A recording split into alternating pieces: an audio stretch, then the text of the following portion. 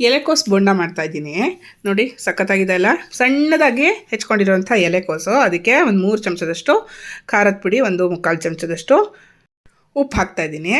ಅದಕ್ಕೆ 1 ಚಮಚದಷ್ಟು ಜೀರಿಗೆ ಪುಡಿನೂ ಸೇರಿಸಿದ್ದೀನಿ.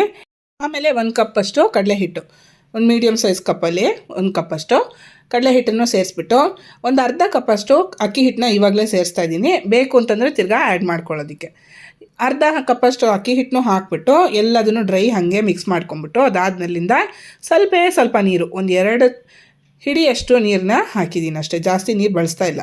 ಇದು ನೀರು ಅದೇ ಬಿಡುತ್ತಲ್ವ ಎಲೆಕೋಸು, ಹಾಗಾಗಿ ಜಾಸ್ತಿ ನೀರು ಹಾಕ್ದಿರ ಎಲ್ಲದನ್ನು ಮಿಕ್ಸ್ ಮಾಡ್ಕೊಂಬಿಡ್ಬೇಕು. ಮಾಡ್ಕೊಂಡ್ಮೇಲಿಂದ ಬೇಕು ಅಂತಂದರೆ ನೋಡಿಕೊಂಡು ಅಕ್ಕಿ ಹಿಟ್ಟನ್ನು ಉಳಿಸಿದ್ವಲ್ವ ಅದನ್ನು ಸೇರಿಸ್ಕೊಂಬಿಟ್ಟಿದ್ದೀನಿ. ಅದಾದಮೇಲಿಂದ ಎಲ್ಲ ಚೆನ್ನಾಗಿ ಮಿಕ್ಸ್ ಮಾಡಿ ಮತ್ತೆ ಇನ್ನು ಮೇಲೆ ಯಾವುದೇ ಕಾರಣಕ್ಕೂ ಚೂರು ನೀರು ಹಾಕೋ ಅವಶ್ಯಕತೆ ಇಲ್ಲ.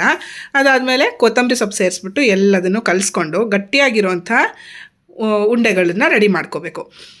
ಒಂದೊಂದು ಉಂಡೆ ಒಂದೊಂದು ಬೈಟ್ಗೆ ತಿನ್ನೋಕ್ಕಾಗೋ ಥರದ್ದನ್ನು ರೆಡಿ ಮಾಡಿಕೊಂಡು ಎಣ್ಣೆ ಕಾಯಕ್ಕಿಟ್ಬಿಟ್ಟು ಅದರಲ್ಲಿ ಈ ಉಂಡೆಗಳನ್ನು ಕರ್ಕೋಬೇಕು. ಎಲೆಕೋಸು ಬೋಂಡ ಮಾಡುವಾಗ ನೀವು ಅತಿ ನೀರಾಗಿ ಮಾಡ್ಕೊಳ್ದಿರ ಹಿಟ್ಟನ್ನು ಕರೆಕ್ಟ್ ಕನ್ಸಿಸ್ಟೆನ್ಸಿನಲ್ಲಿ ಮಾಡಿಕೊಂಡ್ರೆ ಅದು ಹಾಗೆ ರೌಂಡಾಗಿ ತುಂಬ ಚೆನ್ನಾಗಿ ಆಗುತ್ತೆ.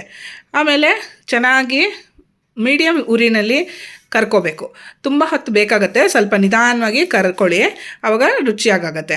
ಆಮೇಲೆ ಹೊರಳಿಸ್ಕೊಂಡು ಎಲ್ಲ ಕಡೆನೂ ಕ್ರಿಸ್ಪಿ ಆಗೋವರೆಗೂ, ಒಳಗೆಲ್ಲ ಚೆನ್ನಾಗಿ ಬೇಯೋವರೆಗೂ ಒಂದು 5ರಿಂದ 8 ನಿಮಿಷ ಒಂದು ಉಬ್ಬೆ ಬೇಯೋದಕ್ಕೆ ತೊಗೊಳುತ್ತೆ. ದೊಡ್ಡ ಉಂಡೆಗಳು ಮಾಡ್ಕೊಳ್ಳೋದಾದರೆ ನೀವು ಸ್ವಲ್ಪ ಜಾಸ್ತಿ ಟೈಮ್ ಬೇಕಾಗತ್ತೆ. ಮತ್ತು ಒಳಗಡೆ ಚೆನ್ನಾಗಿ ಬೇಯೋವರೆಗೂ ಕರ್ಕೊಳ್ಳೋದು ಬಹಳ ಇಂಪಾರ್ಟೆಂಟು.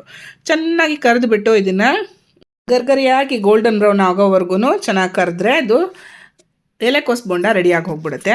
ಬಹಳ ರುಚಿಯಾಗಿರುತ್ತೆ ಮತ್ತು ನಿಮಗೆ ಸಂಜೆ ಹೊತ್ತು ತಿನ್ನೋದಕ್ಕೆ ಪರ್ಫೆಕ್ಟ್ ಆಗಿರೋವಂಥ ಒಂದು ರೆಸಿಪಿ.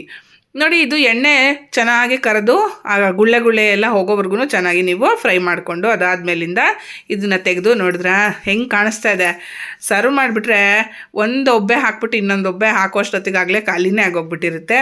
ತಿಂದು ಮುಗಿಸ್ಬಿಟ್ಟಿರ್ತಾರೆ ಮನೆಯಲ್ಲಿರೋರೆಲ್ಲರೂ.